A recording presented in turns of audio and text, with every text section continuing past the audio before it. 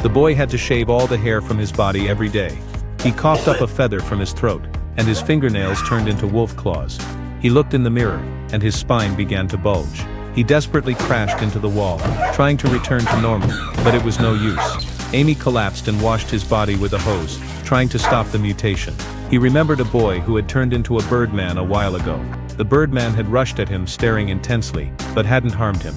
Amy found the birdman in the forest. His wing was injured. Their eyes met, and Amy felt a strange sense of familiarity. He wanted to help the birdman fly. Amy took the birdman to the lake and jumped into the water to clear the fallen branches. The birdman noticed Amy's mutated spine and slowly let his guard down. Amy cleared the branches, moved them to the shore, and stood on one of them, jumping into the water to show the birdman it was safe. The birdman sprinted along the branches, flapped his wings and flew, but still fell into the water. Amy was very worried. He took medicine out of his bag to treat the birdman's wound, and encouraged him to try again. The birdman was no longer afraid. He tried again and again, falling into the water each time.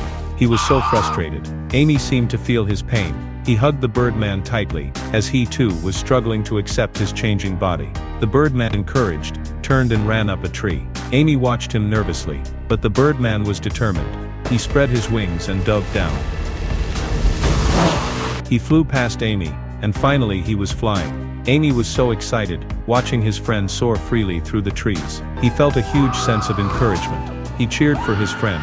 The birdman flew around Amy, showing his gratitude.